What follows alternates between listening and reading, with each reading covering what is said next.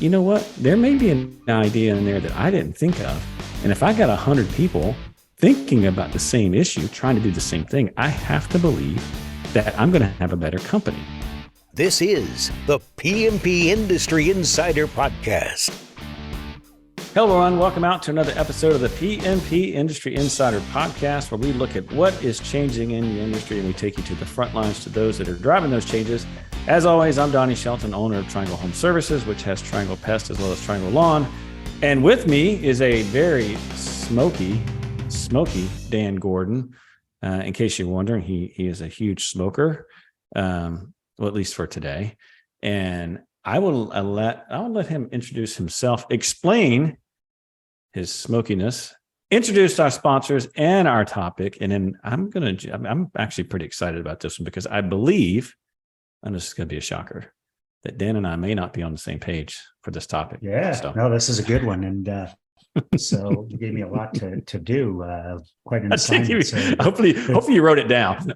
Yeah. So the reason I'm a smoker is I'm sitting here in New Jersey, and it's the middle of the day, and you can't see anything because of all the fog from the Canadian wildfires, which I've heard was, people were talking about it a week ago, but yesterday afternoon it started. I went outside, smelled like somebody was having a bonfire or a fire pit or something. Mm-hmm. Today, you can't even see. It's unbelievable. They closed LaGuardia Airport. So anyway, so in case in case I start coughing in the middle, you'll know why. So, okay, that's number one. Number two is introduce myself. Yes. PCO Bookkeepers, PCO M&A specialists. Number three is to introduce our sponsors, Coalmarch by WorkWave, who is, digital marketing, and we love those guys. And if you want more information on that, you go to coalmarch.com, as well as our second sponsor, which is PestSure. If you're interested in GL, auto, workers' comp, contents insurance, visit them at pestsure.com. And we love those guys too. And a lot of our clients use them. I I'm customers of both. I will put a disclaimer out there for everyone who's listening, meaning that I believe in them so much I use them for my own business. So there you go. And that's awesome. So today we're going to talk about open book management. So it's kind of funny. I had a little bit of a debate with, over the years with many clients and friends. But last week, I had somebody tell me that he shared company finances with the entire company. And some of it went well and some of it didn't go so well. And he asked my opinion on what he should do in the future. So really, it's a debate that is ongoing, and, there's no right answer, but basically open book management's a philosophy where you share financial and operational information with all employees, try to make them understand how the company is performing, and to make more informed decisions about the company and about their position in the company, what they do. There's definitely benefits to it, but there's also some drawbacks to consider. So with that, point counterpoint, let's go. Yes, let's do it. So let's talk big picture. So let's talk about, okay, so first of all, do you know who came up with open book management? By the way, I don't know why I'm going down this road. I'm just going to have a little fun with it. But do you know who came up with it, Dan, and how long it's been around? My guess is it's Peter Drucker, but you know what? Normally you would be right. He's like the father of all business thought, and everyone goes back to him. But there's actually a guy named John Case. He was an editor at Inc. magazine. This is back in the 90s, like the early 90s, and this is when it first came on the scene. And the whole idea behind open book management is that you essentially turn your business into a game, and you enable through teamwork your people to play this game, and you don't keep them in the dark, and you don't what happens is that people are playing a game. They don't know the numbers. They don't know the score. They don't, and I even talk about this, and I'm not self-promoting here at all, but I have a whole chapter.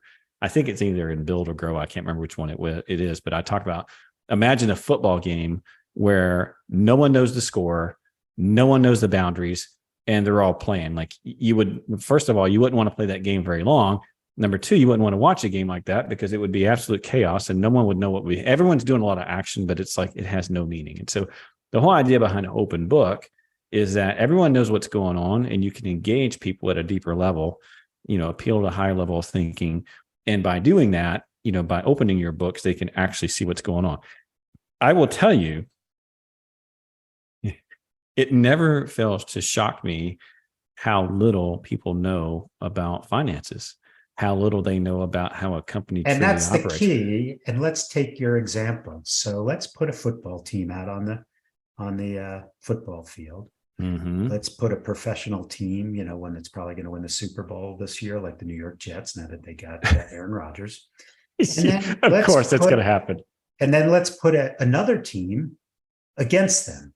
Mm-hmm. And the maximum amount, these guys are all a bunch of 97-pound weaklings, right? Mm-hmm. They don't have the muscle, they don't have the skill set, and they don't have the understanding of the game of football.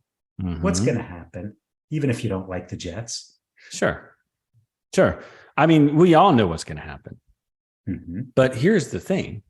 Well, keep going with your example. Is that your example, by the way? The example is that they don't have this. They're going to get pummeled, and they may or may not know the reasons why they lost the game. Well, the reason is you don't have the skill set, you don't have the body mass, you don't have whatever. Just as if you don't have the tools to understand operational math, financial math, and or marketing math, then you run into trouble. Mm-hmm. And that is where there's also there's distractions. The gamification sometimes becomes so competitive that you have factions within the company competing against each other, which is detrimental to the company. Yes. There's a lot of things like that, but that's the example. So okay. Yes, because there's all kinds of red flags going up as you're talking. So number one, can you F up open book management? Absolutely. Do most people F up open book management? When I say F up, I mean freak, by the way, in case your brain's going somewhere it shouldn't. Anyway, yes, you can mess it up. And mainly because people, by the way, if you've not read the book, The Great Game of Business by Jack Stack, you need to go out and grab it. The book was written back in the 80s. I don't know. I remember I read that book years ago. There's a hard copy of it. Again, he goes through talking about how he turned around. I think the name of the company was SRC or something like that. Basically, they were a division of International Harvester. International Harvester starts going down. They take a loan out for $9 million. I think they put $100,000 down, and basically they had to reinvent. Rebuilding engines was the whole idea, and they were able to not only turn that business around, they were able to thrive. And they did it all through opening up the books. The thing that I think a lot of people miss when we talk about open book management, number one, is I don't agree with what you just said. Okay. Just, I love you, but I don't agree with you. I think it's stupid to play a game. First of all, what are the two things that drive a business? You've got to be able to generate money, and you got to be able to not run out of cash. So when I've seen that, like generate growth and generate cash. And those are two different things, right? You could be losing as a business and still getting cash, just like you could be winning on the P&L and losing cash and go out of business, right? By the way, you're assuming that what I'm saying is all or nothing. I'm not, but go ahead. Yes. So, I love you, and I'm going to put words in your mouth. By the way, if you have the last name Stack, why in the world would you name your kid Jack? I have no idea. I don't know. But there's a lot of funny things, but go on. Yeah. As a side. But bringing it back, the reality of it is like, okay, so just showing your numbers is not enough, right? Because the underlying assumption is that people understand what they're actually looking at. I will never forget this as long as I live. I had a guy come into my office. He's a technician, and I'm not going to say names. And this guy is legend at our company because he was hilarious. He was a funny guy, not the smartest tool in the shed. And I don't mean that in a derogatory way, but it was kind of funny. He came in and says, "Donnie, I need a raise." And I said, "Why do you need a raise?" He goes, "Well, I'm paying child support to 3 different ladies." I don't think. I said, I'm not for sure why you. I mean, I don't know which side you come down on, but birth control might be in the next. Well, I just was like, I'm not sure why you're having babies, right. necessitates you having a raise. But he's like, well, Donnie, you're making $2.5 million a year, which, by the way, was our revenue at the time. And I said, blank, we don't make that. We don't make anywhere near that, and but that was his perception. Right. And I mean, I know people who listen to this podcast obviously know that's not the truth. Right. And they understand how a business runs. And that's an extreme example, but you're right. But I mean, I guess my point is that, where people mess up with this is number one is that, yes, I believe the most efficient and the most profitable way to operate a business is give everyone a voice and kind of where you're going, and then give them a stake in the financial outcome. In order for them to do that, they need to understand the score and they need to understand how the game works. And you can't do that without opening up your books and training your people on this is how a business runs. I would much rather have a team of people who understand a P&L, who understands like if we spend this amount of money, or if Bobby, who works half-ass, pardon my language, if he stays in our business, he's going to affect my bonus. That's a big deal. If you can flip that and make a business of like little mini entrepreneurs, that's, again, you think about EOS, I mean, you think about an entrepreneurial system, that's the golden goose, right? And that, I don't know that that's fully attainable. I mean, that may be a little bit idealistic, but I do believe that with open book management that you can get very, very close to that and you can create a very lean and mean company. And so, one of the things that I hear a lot, and I think there's two things that'll kill a company. Number one is arrogance, and number two is ignorance. And I'm going to tell you, I've been guilty of both. And what I mean by that is that, when people don't know what's going on, that's a big problem. I mean, you think about the ignorance that comes up. First of all, there's ignorance of top management, right? So they think that people, and I would say this is probably the traditional thought, is they assume that technicians can't possibly understand how to interpret a P&L. Like somehow, some way, they can interpret a label, which I think you need a degree to interpret a label, but they can't possibly interpret a P&L. I think that's false. Okay. It's a learned skill. And if you've never learned it, but it can be taught. It can be taught. But why would I show a technician the entire P&L when he could only affect a small piece of it? Because he will not understand or engage in the kind of teamwork unless he understands how the game is played and what the final score is. So here's what when we recommend management compensation arrangements. If you work for one of the big boys who are a public company, there's no owner, right? It's a bunch of stockholders. Mm-hmm. And so I can give a branch manager a piece of, net profit from the office, right? That they run. And that, obviously there'll be some corporate allocations and things like that. If I'm a family business and I say to my manager, listen, I'm going to give you 5% of all of the profit of this company because you're a good guy and you're a manager. And you say, hey, that's great. I'm going to get that. But remember, I own the company. What do I want to do at the end of the year? I don't want to pay taxes. So I kill the profit, right?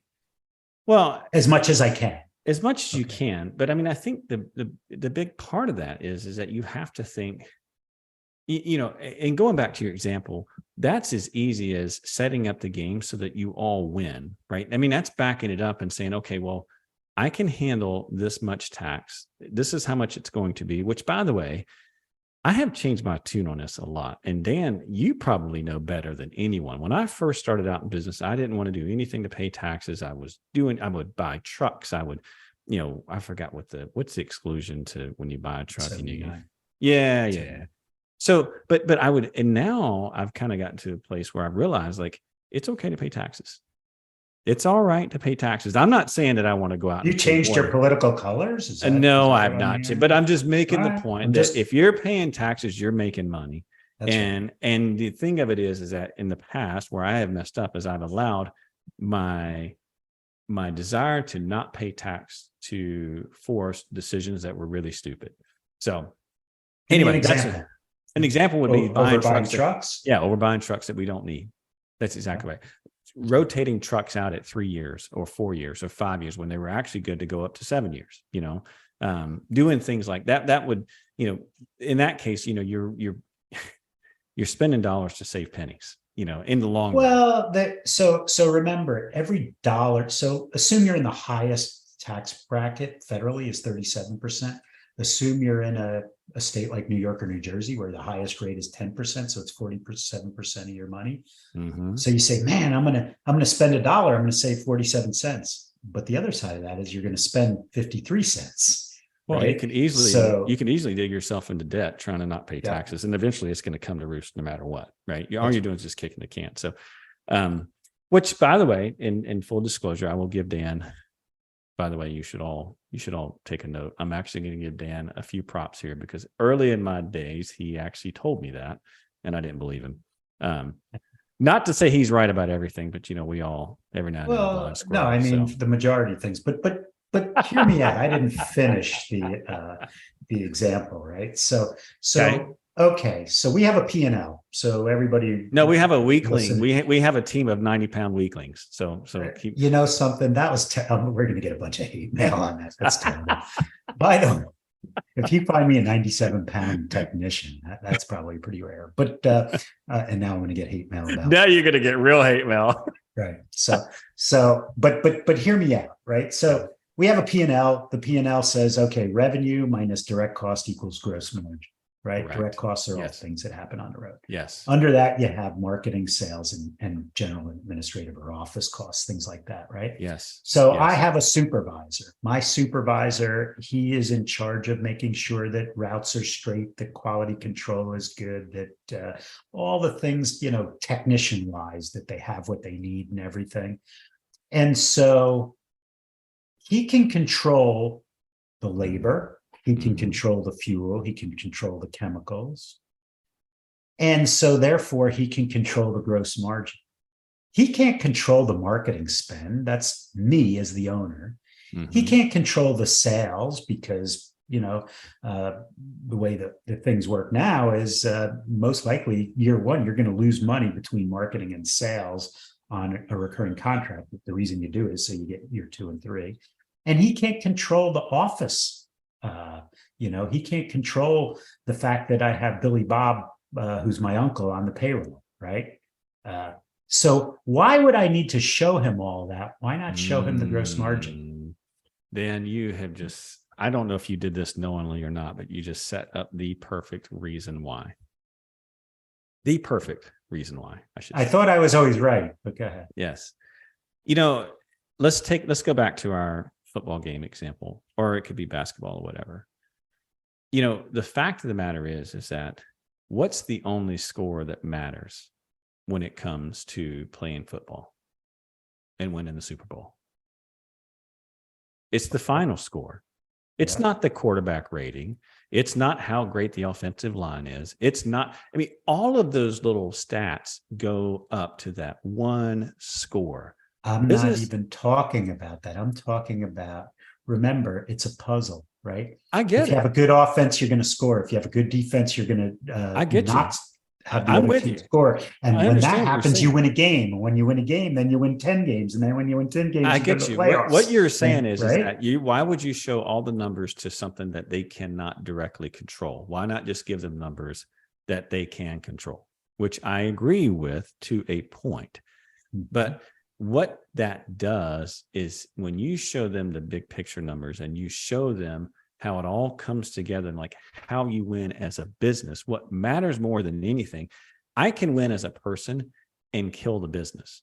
Meaning that, you look at, for example, look at teams where they have like these really high perform, like for example, remember the Miami Heat when they brought in they brought in LeBron, they brought in, oh my gosh, who else did they bring in? Remember the three big things, and they had all those. And they didn't win the I don't even know what the NBA finals are called, but whatever. They didn't win the championship, right? My point here is that it is very possible that you could have a star quarterback who doesn't work well with his receivers or who doesn't work well with his offense and still lose as a business. right? You can't lose fact. If you want great teamwork, everyone has to understand and have a common goal. The common goal is the P&L. The common goal is this is how we win as a business. So yes, you're correct. Yeah, but if the team's not winning, the technician's not winning. I mean, yeah, maybe he's producing, but he's not going to get his bonus. Things like that. I don't agree with that. I've had cases, even in my own business, where I've had teams who were winning and we were losing as a business. So technicians were hitting their numbers and we were pissing away money in marketing and not making money. Or right. Yeah. And the technician doesn't need to see that. Who needs to see that? The marketing manager. They all need to see it, because ultimately what that happens, especially if you give everyone a voice. And again, by the way, if you're listening, this is the part where Dan and I disagree. I believe that when everyone has a common goal and they have a common understanding, whether or not they can control the final outcome, they do their job, right? They do their piece of that. But overall, everyone's focused on the right thing, which is we win games. We win football games, right? We win at business. We win on the P&L. That's what we do. That's how we're measured. Because the reality of it is that if you truly give people a voice and you truly train them on how a P&L works and how a business works, you better believe that people are going to be piping up. And my thing is that business moves so fast. I don't have all the answers. I know I don't have all the answers. I'm not God's gift to business. You know what? My leadership team, clearly, right. My leadership team is not my managers. I want every single person that I can possibly get information from. And not all ideas are good, but you know what? There may be an idea in there that I didn't think of.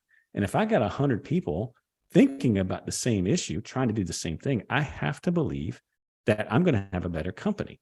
So going back to my whole ignorance thing, we said the ignorance of top management, believing or assuming that technicians or office people can't understand a P&L or incapable of understanding problems. That is not what I said. Now, if I'm not saying that's what you said, I said that information on how to do that, have classes, which Correct. takes away from other productivity and whatnot. It does. And maybe you say it's just as important as technician training, like, chemicals and things like that. But what I'm saying is when you have $1 million company and you make 15%, you make 150 grand. I say, okay, I'm the technician making 60 or 70. Donnie deserves 150. He's a good guy. Well, Donnie's now $10 million and he's making $1.5 million. Mm-hmm. Yeah. And that's when you start training, like, well, do you know that 40% of what we just made now goes to the government? And do you know 40%, retain? But I mean, but the same thing happened when you were making 150, maybe not 40 in the lower bracket. They sure did. But that brings me to my second point of ignorance. Wait, hold on. So Donnie is no longer making $1.5 million. Poor guy's only making $900,000. I'm making 60, 70,000 because I'm a really good technician and Donnie's very generous. And that's probably at the upper end of what technicians are making. And again, that goes back. Is there I think what you do is that's not making, there's also this whole concept of retained earnings. You know what I mean? And talking what it is Donnie deserved that money for taking risk. And there's a debate on that. Like you think about, some people say these CEOs who are making these millions of dollars, but the frontline workers of these companies aren't. And so, everybody should be making the same thing, right? That's not quite. So Donnie is a socialist. No. If anyone just listened, Dan just said that, by the way, and then he tried to put it on me. So, I was using the words of Ricky Bobby, do not put that hate on me. So anyway, going back, let's just say you don't do that, right? Yeah. Now, let's just say you don't share what's going on with the business. You don't share the P&L. You don't share the realities of what's happening with the business, and you're not sharing the big picture score of what's going on. Do you think it's possible that the company can be in a bad spot and folks on the front line think that you're making money hand over fist when you're really not? Is that possible? It's definitely possible. Absolutely, right? And so the fact of the matter is that they don't, people who are on the front line don't understand why managers are doing what they're doing, which is the second form of ignorance, right? Which is where, and by the way, when I use the word ignorance, I hope all of our listeners, I'm not talking about someone who's stupid. I mean, they just simply don't Send know. Donnie the hate mail on that. No. Send me the hate mail on people's weight. No. So getting it back is, when people who are technicians or in the office, whatever, they don't know that this is what's going on with the business. Then they start thinking that you're just greedy or you're just plain stupid, which could be both, could be the case, right? But at the end of the day, if they don't know the score, right, they're going to make that stuff up. Let me ask you a question. You like to fly airplanes, right? An airplane, you used to work on airplanes, right? I did, yeah. Sure did. I don't know a lot about airplanes. I know a little something about cars. Cars are a bunch of systems, right? Only they don't fly unless you're chitty chitty bang bang. Yeah. So it's a series of systems, right? You have the acceleration system, you have the braking system, you have coolant, for climate control and whatnot. And so you could say each of those systems is a team, right? And so the feedback from your team or your technician, right? So like you said, a technician could be killing it, but you as a company could be getting destroyed because he's your only good technician. You got 9 other guys who aren't, making it, right? So you can share his numbers. You can share whatever you want as long as you educate the guy or gal 100% to make sure that they understand it, because that whole fat cat syndrome, it's real. People say, 100%. My goodness, why do Donnie's making all the money? And by the way, he is, right? Yes. No, and by the way, this is one point that you and I are on the same page. And I think this is where people screw up, right? Is they're like, yes, I'm into open book management. Yes, I'm going to share my numbers. And they don't educate. And you need to start with education before you start cracking open your books. I mean, in fact, there's a lot more to it than just educating. There's educating, then there's opening up your books, and then there's reinforcing of winning, either the reinforcement of winning, meaning that if you set a number and you set a goal, and again, of course, you're going to set goals based on the individual team, but then you also need to set a goal as a business, and then people get rewarded with it. And I think in the book, it's been a long time since I read this book. It was a phrase, he said, forget the praise, where is the raise, or something like that. Like, people need to see that there's a direct correlation of causation. When we win as a business, I win as a person. I mean, and a great example of this is back when I was a developer. I was a software developer, and I was working at Progress Energy, and I can use that name now because I'm no longer in business. I remember one spring, I got this email and said, congratulations, we hit our goals. You got a bonus of $2,300. I didn't know what the goals were. I didn't know we had goals. I didn't know there's a bonus tied to it. I'm like, great, right? But the reality of it is that there was a huge disconnect between what the business was doing versus I had no idea that we even had goals, but or do you what think my role was. Look, you're a big EOS guy now. Can't you do that with scorecarding, that kind of thing, right? Why do we need to complicate? And really the biggest thing, so there's a lot of positive to open book management, right? You're definitely aligning goals and strategies, and making informed decisions when you understand it. There's continuous learning, you're doing problem solving. However,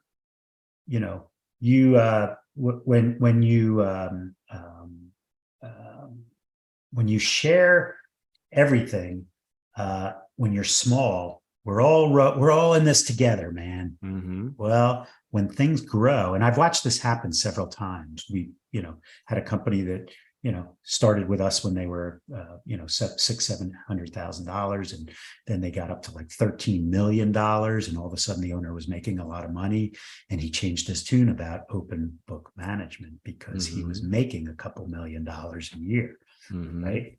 So that's the point that I'm making, right? And to me, I think, if you do it right and you educate properly, I don't think people are going to have an issue with that. You know what? We're at that size and we practice this, and I just don't think it's wise. Now, this is Donnie, in 2023, You keep talking. By the way, I have lots of clients who believe exactly what you believe. And you know, and I just don't think you're going to hit that it. level of teamwork if you don't know the overall score. Like you need, like in order to take the level of teamwork, I mean, I would say from good to great, people need to be clear and focused on one specific clear goal. Why not make that goal as the driver of your business, right? I mean, I mean, a perfect example of this is what the hell's going on right now. You know, all of these private equity groups and all of these big growth companies, they've been all about revenue. And now rates are going up and they're like, what? Profit. Right. You know what I mean? Like it's such a, but the reality, I mean, at the end of the day, you know, Warren Buffett says this all the time, you know, the measure of the business is what it's doing on the bottom line, not what it's doing on the top line. And so my view on it is that if you want to engage teamwork at a level that really takes you to be a great company, you have to play the game so that everyone's working for that final score and what truly makes the business successful. Okay. Production numbers makes the business successful.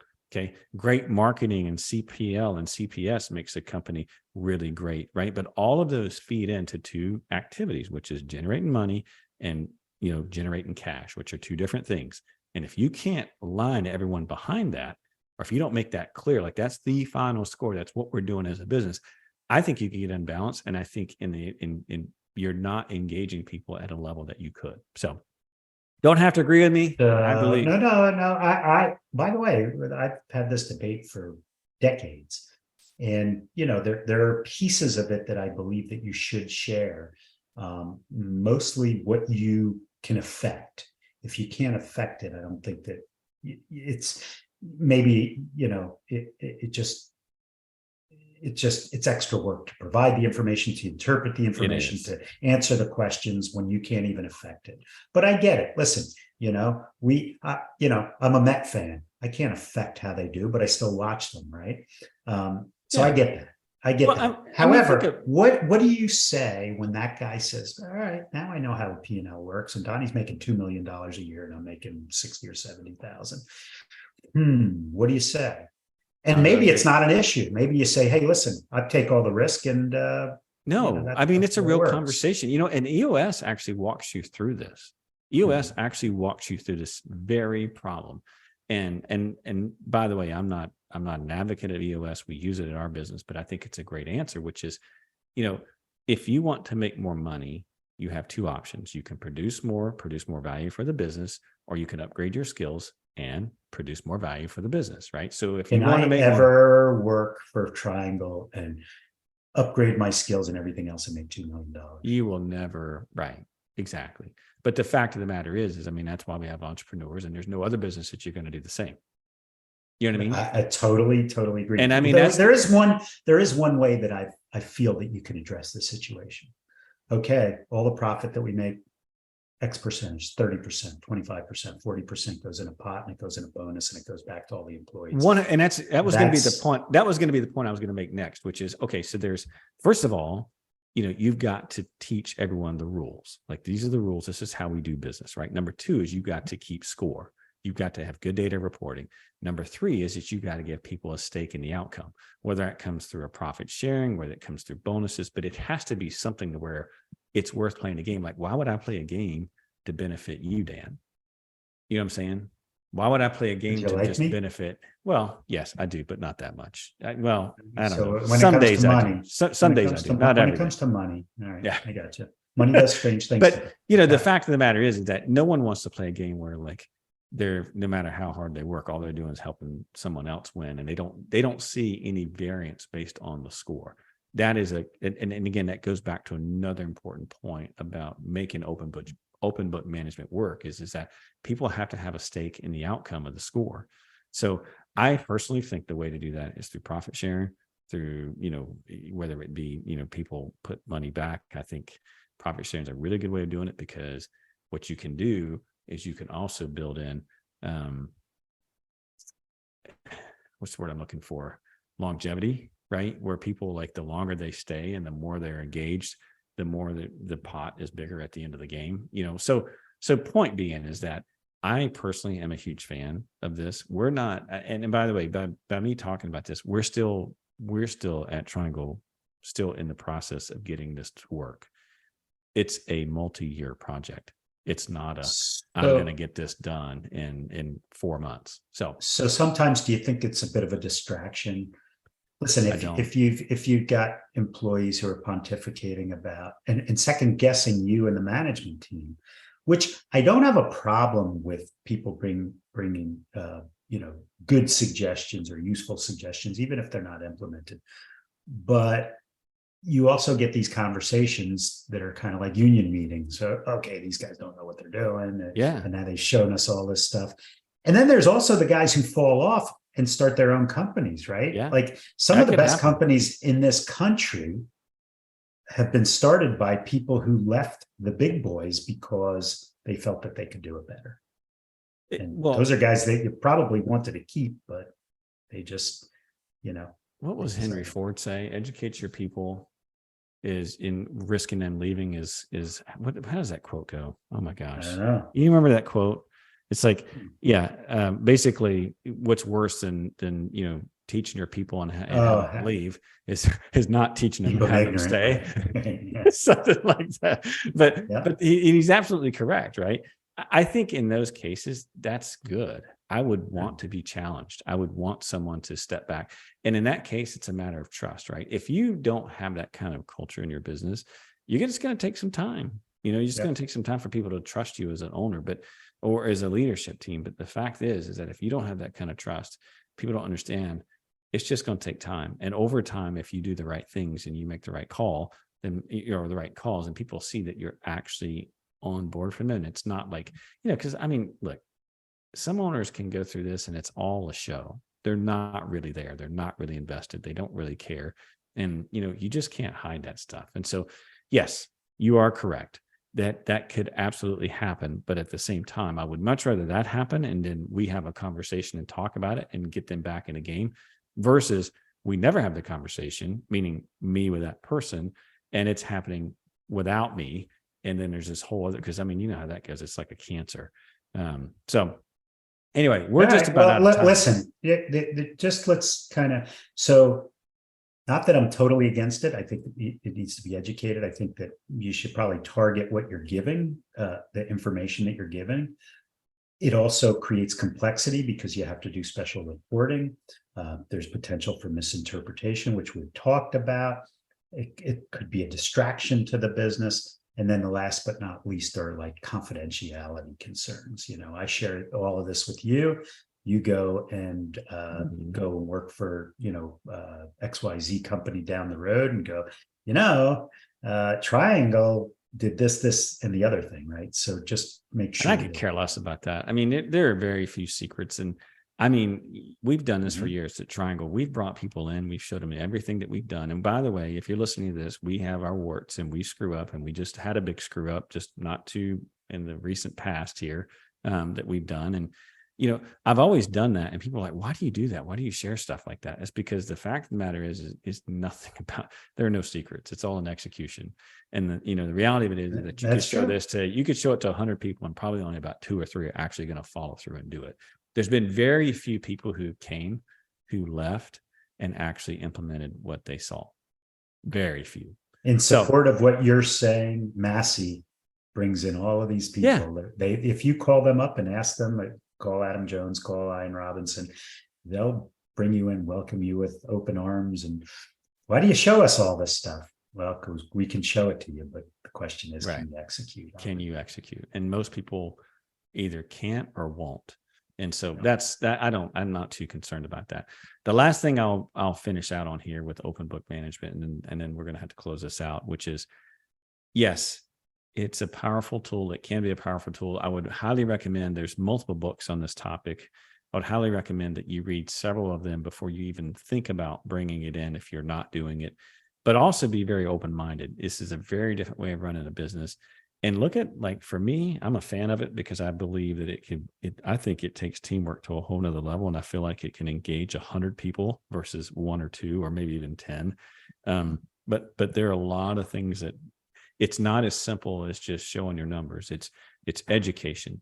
It's telling the truth, right? It's establishing credibility. It's like doing the right thing for people who are on the front line. I mean, there's a lot of things that go with it. There's the reinforcement, right? There's also giving people a stake. And so it's a much bigger thing. Like it's a simple concept, but it's very difficult to execute.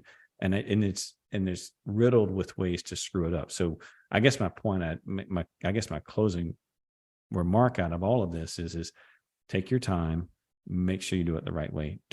Definitely don't rush something like this, because it could actually turn into what you just said, Dan. I mean, it could, people see it and they don't have any buy-in on it. They don't understand it. And oh my gosh, look at how much money those guys are making, and they're screwing me, right? You could kill your culture with it. So it's not like playing with a snake, but I would say that I would take my time, and you need to be deliberate about putting it in, but the benefits are worth the risk in my mind.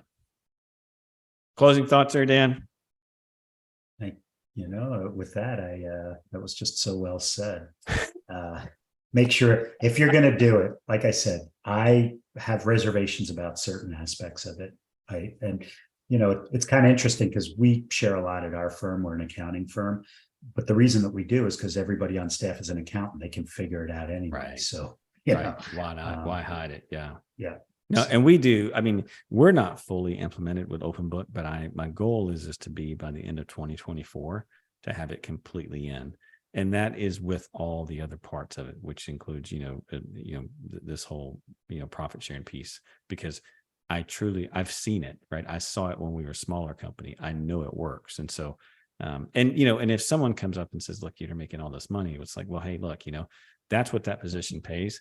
Here's what this position pays, meaning that the one that they're sitting in, and you can go out and you can metric that. If you want a different position, you want to make more money, you want to do something different. Fantastic. Let's come up with a plan. Let's figure out how to do that. Right. I want to help you, not, well, I'm better than you, or, or whatever, right. Or I don't deserve this, or you deserve more.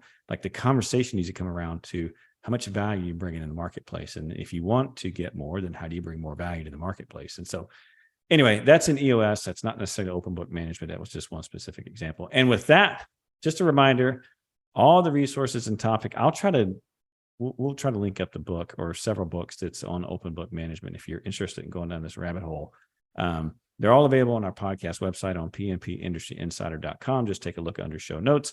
And we always very much appreciate the good comments that you have and the good ratings and reviews. And like I always say, all hate mail goes to Donnie. Goes to Dan. And with that, we're out. We'll see you next time. You all take care now. Take care. See ya. Bye.